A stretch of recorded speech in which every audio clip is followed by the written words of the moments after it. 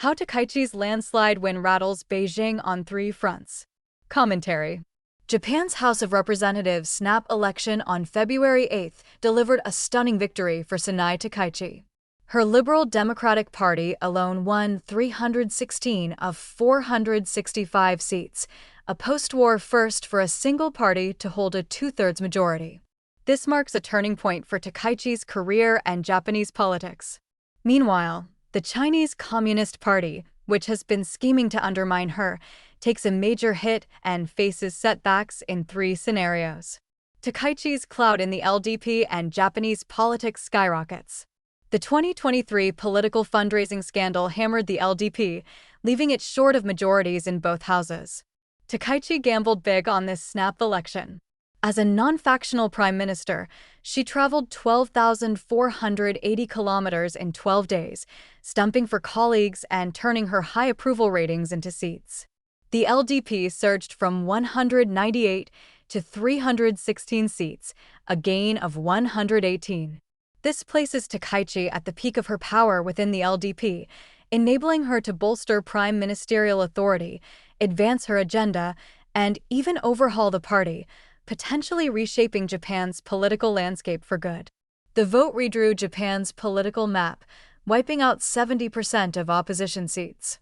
The Komeito Party ditched the coalition and teamed up with the Constitutional Democratic Party, which has ties to Beijing, to form a centrist reform alliance, only to crash from 167 to 49 seats.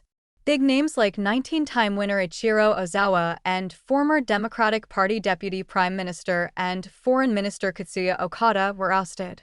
As Shingo Yamagami, former Japanese ambassador to Australia, opined, threatened by China, Japan's voters choose to stand tall. Takaichi and Trump's power duo. The U.S. Japan alliance is the bedrock of Japan's security and diplomacy. Shinzo Abe, the now-deceased former Japanese prime minister, forged a close relationship with Donald Trump and secured strong U.S. presidential support for his pro-Taiwan, anti-Chinese Communist Party stance after his 2016 win. Takaichi wasted no time. She became prime minister on October 21, 2025. 6 days later, Trump visited, and they hit it off. Trump said, "On behalf of our country, I want to just let you know anytime you have any questions, any doubt, anything you want, any favors you need, anything I can do to help Japan, we will be there. We are an ally at the strongest level."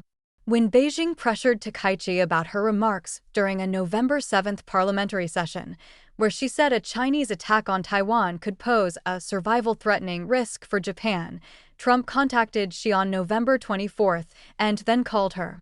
Takaichi told the Japan Times the following day, President Trump stated that he and I are extremely close friends and that he would like me to call him anytime.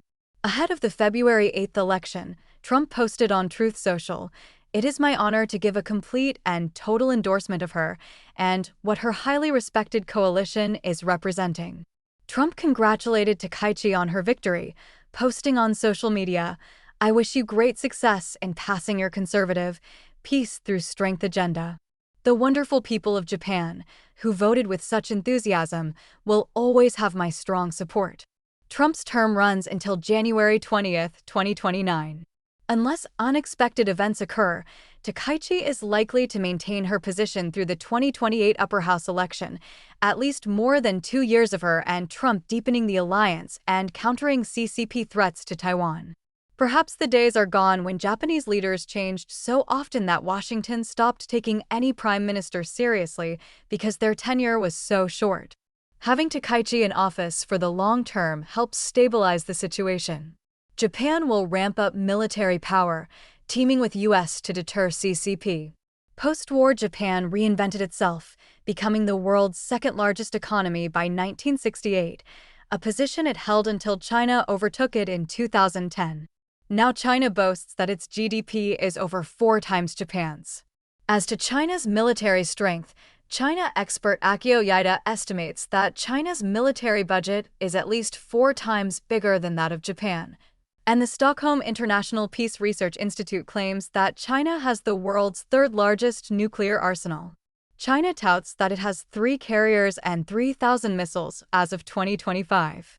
The CCP is seen as a major threat to peace in the Indo-Pacific. On July 30, 2021, she introduced the centenary goal of army building by 2027. The United States and other Western countries view this as the CCP's plan to develop the capability to seize Taiwan by that year. In March 2021, U.S. Admiral Phil Davidson warned Congress that China was building a military capable of rivaling the United States and could target Taiwan in 2027. This prompted Washington to revamp its Indo-Pacific defense strategies to enhance anti-invasion preparedness. As a U.S. military ally, Japan cannot remain on the sidelines in a conflict over Taiwan. In December 2022, Fumio Kishida's government approved 3 major national security measures, calling China an unprecedented and largest strategic challenge, doubling defense expenditure to 2% of GDP by 2027, and acquiring counterstrike capabilities. With the CCP's Taiwan blockade drills now routine and U.S.